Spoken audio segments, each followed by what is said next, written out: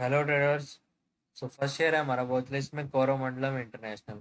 अगर हम इसे 5 मिनट के टाइम फ्रेम पे देखते हैं तो ये शेयर कंटिन्यूसली हाई राय पे हाई राय लगा रहा था और उसके बाद इसने अपनी ट्रेंड लाइन का ब्रेकआउट दे दिया और ब्रेकआउट देने के बाद ये इस डाउन ट्रेंड लाइन को फॉलो करने लग गया और लोअर लो पे लोअर लो लगाने लग गया। और अब इसने परसों उस ट्रेंड लाइन का ब्रेकआउट दे दिया और ब्रेकआउट देने के बाद ये कंसोलिडेट करने लग गया। अब ये जब तक इन दो सपोर्ट एंड रेजिस्टेंस में फंसा हुआ है तब तक ये नो ट्रेडिंग जोन में है। तो कल अगर ये यहीं के ही ओपन होता है और सीधा ब्रेक करता है और ब्रेक करने के बाद जैसे ही पुल बैक लेगा और एक ग्रीन कैंडल बनाएगा और ग्रीन कैंडल बनाते ही उस प्रीवियस ग्रीन कैंडल का जैसे ही हाई ब्रेक करेगा तो ब्रेक करते ही हमने पोजीशन बना लेनी है। और जैसे ही हाई ब्रेक करते ही रनिंग कैंडल में पोजीशन बना लेंगे और प्रीवियस ग्रीन कैंडल के पीछे हमारा स्टॉप लॉस रहेगा और मिनिमम 1% का टारगेट रखेंगे हम।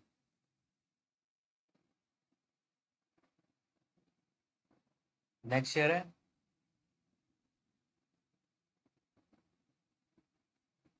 कोलामंडलम इन्वेस्टमेंट। अगर हम इसे 5 मिनट के टाइम फ्रेम पे देखते हैं तो ये शेयर भी कंटिन्यूसली हाई राय पे हाई राय लगा रहा था। उसके बाद इसने ट्रेंड का ब्रेकआउट दे दिया और ब्रेकआउट देने के बाद लोअर लो पे लोअर लो लगाने लग गया और उसके बाद इसने अपनी डाउन ट्रेंड का ब्रेकआउट दे दिया और ब्रेकआउट देने के बाद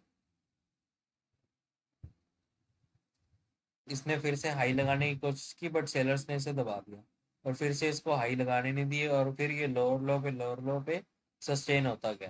तो अब अगर कल ये यहीं के ही ओपन होता है, यहीं पे ही यहीं के ही ओपन होता है और एक यहाँ पे ही एक रेड कैंडल बनाता है और उस रेड कैंडल का लो ब्रेक करता है तो हम इसे शॉर्ट कर देंगे और मिनिमम 1% का टारगेट रखेंगे और प्रीवियस रेड कैंडल के पीछे हमारा स्टॉप लॉस रहेगा। नेक्स्ट शेयर है Bajaj health care. Bajaj health care को अगर हम डेली टाइम फ्रेम पे देखते हैं तो आप डेली टाइम फ्रेम पे देखोगे कि पहले ये किसकी ऑल टाइम हाई था और उसके पास आया, उसके पास आने के बाद कितनी बार कोशिश की, यहाँ पे आया फिर से उसने दबा दिया, फिर ऊपर गया फिर से उसने दबा दिया और आज तो ब्रेकआउट, आज गैप अप ओपन हुआ और एकदम से शार्प सेलिंग आ गई और नेक्स्ट से एक छोटी सी रेड कैंडल बनी। तो कल तो कल इसमें फिर से सेलिंग आ सकती है काफी अच्छी खासी। तो अगर हम इसे 5 मिनट के टाइम फ्रेम पे देखते हैं तो 5 मिनट के टाइम फ्रेम पे ये इसकी दो रेजिस्टेंसेस बनती हैं। इन दोनों रेजिस्टेंस में से कहीं पे भी जाके अगर एक प्रीवियस राइट कैंडल का लो ब्रेक करता है तो हम इसे शॉर्ट कर देंगे और मिनिमम 1% का टारगेट रखेंगे और प्रीवियस राइट कैंडल के पीछे हमारा स्टॉप लॉस रहेगा। और अगर ये यहीं के ओपन होके और सीधा ऊपर चला जाता है, यहाँ पे आके नहीं रुकता है और सीधा ऊपर चला जाता है तो हम इसमें बाइंग की पोजीशन भी नहीं बनाएंगे और सेलिंग की पोजीशन नहीं बनाएंगे, हम इसे छोड़ देंगे। नेक्स्ट शेयर है महाराष्ट्र सीमेंट्स। अगर हम इसे 5 मिनट के टाइम फ्रेम पे देखते हैं तो ये शेयर भी कंटिन्यूसली हायर पे हायर लगा रहा था। उसके बाद इसने अपनी डाउन ट्रेंड लाइन का ब्रेकआउट दे दिया जो कि यहाँ बन रही थी।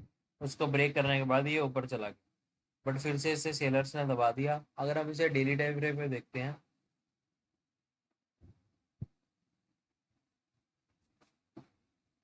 तो डेली टाइम फ्रेम पे जैसे कि ये हाई था बट बायर्स ने कोशिश की, बाइंग आई बट सेलर्स ने फिर से दबा दिया और ये वापिस से इस हाई की नीचे आके क्लोज हो। फिर से अगले दिन बायर्स ने कोशिश की बट फिर से सेलर्स ने और दबा दिया और बिल्कुल ही रेड आके क्लोज हो, जो कि बहुत ही अच्छा साइन है सेलिंग का। तो अगर हम इसे 5 मिनट के टाइम फ्रेम पे देखते हैं तो 5 मिनट के टाइम फ्रेम पे ये किसकी सपोर्ट है और यही ये यहाँ पे किसकी रेजिस्टेंस है। तो कल अगर ये यहीं के ही ओपन होता है और एक रेड कैंडल बनाता है और उस प्रीवियस रेड कैंडल का लो ब्रेक करता है तो हम इसे शॉर्ट कर देंगे और मिनिमम जो हम अपना स्टॉप लॉस रखेंगे वो इस प्रीवियस रेड कैंडल के ऊपर रहेगा हमारा स्टॉप लॉस और मिनिमम हम 1% का टारगेट कर लगेंगे रखेंगे। बट कुछ कैपिटल हम अपनी यहाँ बुक कर देंगे, एटलीस्ट 30 to 40% कैपिटल हम यहाँ बुक कर देंगे क्योंकि यहाँ एक इसकी पहली सपोर्ट बनती है तो यहाँ आके एक पोज ले सकता है और पोज लेके शायद ऊपर भी चला जाए। बट यहाँ पे इसलिए हम अपनी 30 to 40% कैपिटल बुक कर देंगे लेकिन ओवरऑल टारगेट हमारा 1% ही रहेगा। और अगर गाइज आपको मेरा ये सेटअप अच्छी तरह से डीपली जाना है तो मैंने एक पूरे 6 घंटे की इस स्ट्रेटजी के ऊपर वीडियो एक्सप्लेन की हुई है और अगर आपको बेसिक्स भी नहीं क्लियर है अच्छी तरह से टेक्निकल एनालिसिस के, वो भी उस क्लियर कर रखे हैं उस वीडियो में बिल्कुल स्टार्टिंग से लेके एंड तक। बिल्कुल की कैंडल्स कैसे बनती है, कैसे हैमर कैंडल बनती है, ये सारी मार्केट स्ट्रक्चर ये कैसे बनती है, ट्रेंड लाइन बन रही है, और कैसे मेरे को पता लगता है कि अब ये और हाई नहीं लगाएगा, अब इसमें सेलिंग आएगी। तो ये मैं सिर्फ कैंडल देख के ही कैसे बता रहा हूँ, डेली कैंडल की। तो ये सब आपको अगर बातें जाननी है तो वो मेरी 6 घंटे वाली वीडियो देख सकते हो। और और आपको मेरी स्टॉक्स की वॉच लिस्ट देखने का बेनिफिट ये है कि बाकी जितने भी लोग हैं वो कभी भी अपनी स्टॉक्स में ट्रेड नहीं करते हैं, वो सिर्फ सपोर्ट एंड रेजिस्टेंस और ये सब ड्रॉ करके दे देते हैं। और ना ही वो एक ही स्ट्रेटजी फॉलो करते हैं।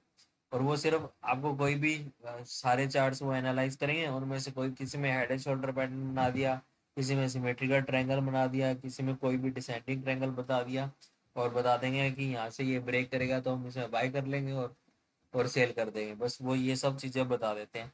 बट हमें अगर आपको ट्रेडिंग में प्रॉफिटेबल होना है तो आपको एक ही स्ट्रेटजी हमेशा फॉलो करनी है, एक ही स्ट्रेटजी, सारी जिंदगी वही फॉलो करनी है। आप अगर बिगिनर हो तो शुरू में 3-4 स्ट्रेटजी या 5-6 महीने फॉलो करके देख लो, और आपको जो सूट करती है फिर उसके बेस पे आप ट्रेड करो। तो अब मेरे को ये स्ट्रेटजी सूट करती है, तो मैं हमेशा आपको, अगर आप मेरी पिछली स्टॉक्स वॉच लिस्ट की वीडियोस देखोगे तो उन सब में मैंने यही स्ट्रेटजी एक्सप्लेन कर रखी है कि यही ऐसे एक ट्रेंड बनेगी, सपोर्ट एंड रेजिस्टेंस बनेगी। मैंने आपके साथ अपने P and L videos, yearly P and L, weekly P and L, सारे पी एंड एल शेयर करता हूँ, जिससे कि आपको पता लगे कि हाँ ये स्ट्रेटजी भी प्रॉफिटेबल स्ट्रेटजी है, इसमें भी आप प्रॉफिट कमा सकते हो।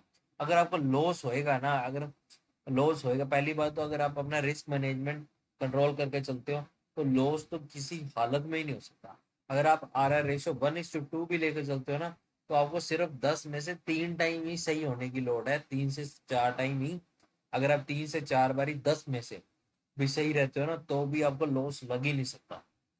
अब देख लो, अब आप पॉइंट्स काउंट करके देख लो, 10 में से आपको मान लो कि 6 बारी लॉस लगा, तो 1 पॉइंट गया, तो मतलब 6 रुपीज का 6 पॉइंट का लॉस लग गया। बट आपने 4 टाइम्स प्रॉफिट किया और आपने आर आर रेशो 1:2 रखा, तो 4 टाइम्स में 4 × 2, तो आपको 8 पॉइंट्स का प्रॉफिट हुआ और 6 पॉइंट्स का लॉस हुआ। ओवरऑल आप 2 पॉइंट्स प्रॉफिट में ही रहे। सो गाइस, आर आर अगर रिस्क, अपना रिस्क मैनेजमेंट मेंटेन करके चलोगे तो कोई मर्जी स्ट्रेटजी यूज कर लो, लॉस हो ही नहीं सकता। सो आपको हमेशा अपनी साइकोलॉजी कभी भी इंटरप्ट नहीं होने देनी। और उसका सिंपल सा फंडा यही है कि साइकोलॉजी तब बिगड़ती है जब हम एक से ज्यादा ट्रेड लेने शुरू करते हैं। जब हम ये बना लेते हैं कि रूल कि मैं 2 ट्रेड लूंगा दिन में या 3 ट्रेड लूंगा, सिर्फ एक ही ट्रेड लेना है, और ट्रेड लेते ही टारगेट और स्टॉप लॉस लगा के छोड़ दो और लैपटॉप बंद कर दो बस। और फिर 15-20 मिनट बाद चेक करते रहो कि टारगेट हिट हुआ है, स्टॉप लॉस हिट हुआ है। तो फिर ताकि दूसरा ऑर्डर कैंसिल कर दो, टारगेट हिट हो गया तो स्टॉप लॉस कैंसिल कर दो, और स्टॉप लॉस हिट हो गया तो टारगेट कैंसिल कर दो। क्योंकि अगर दोनों में से एक चीज हिट हो जाती है और हम इसे खुला छोड़ देते हैं, तो वो बाद में उस प्राइस पे आता है और वो एग्जीक्यूट हो जाता है और आपको पता भी नहीं कि अपनी पोजीशन बन जाती है। तो एक चीज फिर कैंसिल करनी बहुत ही ज्यादा इंपॉर्टेंट है। सो अब नेक्स्ट शेयर की बात करते हैं। तो नेक्स्ट शेयर है L N T. L N T को अगर हम 5 मिनट के टाइम फ्रेम पे देखते हैं तो ये शेयर कंटिन्यूसली हाई राय लगा रहा था, और उसके बाद इसने बड़ी ट्रेंड लाइन का ब्रेकआउट दे दिया, और ब्रेकआउट देने के बाद ये कंसोलिडेट करने लग गया, और ये कि ये इस नो ट्रेडिंग जोन में कंसोलिडेट कर रहा है। तो कल अगर अभी ये यहीं के ओपन होता है और इस सपोर्ट को ब्रेक करता है और फिर पुल बैक लेता है और एक रेड कैंडल बनाता है और उसका लो ब्रेक करता है, तो हम इसे शॉर्ट कर देंगे। प्रीवियस रेड कैंडल के ऊपर हमारा स्टॉप लॉस रहेगा, और हम मिनिमम 1% का टारगेट रखेंगे। और गाइज नोटिफिकेशन बेल जरूर ऑन करके रख लो, क्योंकि मेरी कभी कभी वॉच लिस्ट में लेट डाल देता हूँ, कभी 10 बजे आई थी, कभी 11 बजे आई थी, कभी 9 बजे भी आई थी। बट संडे को तो हमेशा मैं 5-6 बजे डाल ही देता हूँ, क्योंकि संडे को मैं फ्री होता हूँ। बट वॉच लिस्ट आएगी जरूर, ये इस बात की पक्का गारंटी है। अगर मैं 11 बजे कभी 12 बजे डाल दूंगा, अगर आप सो जाते हो तो उसका बेनिफिट यही है कि आप नोटिफिकेशन ऑन करके रखोगे तो सुबह उठते ही आपको वॉच लिस्ट तैयार मिलेगी। अगर आपको मेरी वॉच लिस्ट अच्छी लगती है तो प्लीज अभी के अभी नोटिफिकेशन बेल ऑन करके रख लो। मैं 2 सेकंड का वेट ले लेता हूँ, मैं रुक रहा हूँ अभी, आप नोटिफिकेशन बेल ऑन करो।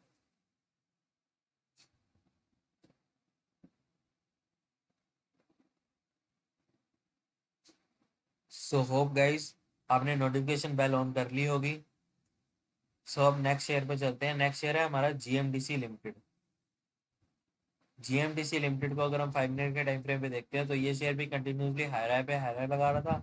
इसने अपनी ट्रेंड लाइन का ब्रेकआउट दे दिया, और ब्रेकआउट देने के बाद इसने इस सपोर्ट को ब्रेक नहीं किया तब तक, जब तक इसकी अपनी पहली सपोर्ट को ब्रेक नहीं करता तब तक हम नहीं मानते कि ये शेयर डाउन ट्रेंड में आ चुका है।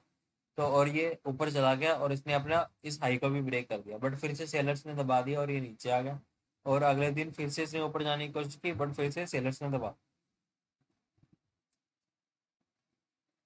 तो कल अगर अभी ये यहीं के ओपन होता है और इस प्रीवियस लो को ब्रेक करता है और फिर एक पुल बैक लेता है और फिर एक रेड कैंडल बनाता है और उसका लो ब्रेक करता है, तो हम इसे शॉर्ट कर देंगे और प्रीवियस रेड कैंडल के पीछे हमारा स्टॉप लॉस रहेगा और मिनिमम 1% का टारगेट रखेंगे। नेक्स्ट शेयर है पीडीएसएल। पीडीएसएल को अगर हम 5 मिनट के टाइम फ्रेम पे देखते हैं, तो ये शेयर भी कंटिन्यूसली हाई राय लगा रहा था और उसके बाद इसने अपनी ट्रेंड लाइन का ब्रेकआउट दे दिया और ब्रेकआउट देने के बाद इसने अपनी प्रीवियस सपोर्ट को ब्रेक नहीं किया, तो तब तक हम नहीं मानेंगे कि ये शेयर डाउन ट्रेंड में आ चुका है। और ये ऊपर चला गया और ऊपर जाने के बाद फिर से सेलर्स ने दबा दिया और एकदम से शार्प सेलिंग आ गई। तो कल अगर अब ये यहीं के ओपन होता है और कहीं पे यहाँ तक जा, यहाँ या तो यहीं पे ही आके एक रेड कैंडल बना दे या फिर थोड़ा सा ऊपर चला जाए, यहाँ तक चला जाए, और जैसे ही एक रेड कैंडल बनाएगा और उसका लो ब्रेक करेगा, तब हम इसे शॉर्ट कर देंगे और मिनिमम 1% का टारगेट रखेंगे और प्रीवियस रेड कैंडल के पीछे हमारा स्टॉप लॉस रहेगा और 1% का target. So thank you guys for watching. Notification bell on नहीं किया तो कर लेना और मिलते हैं नेक्स्ट वॉच लिस्ट के साथ और next P and L video.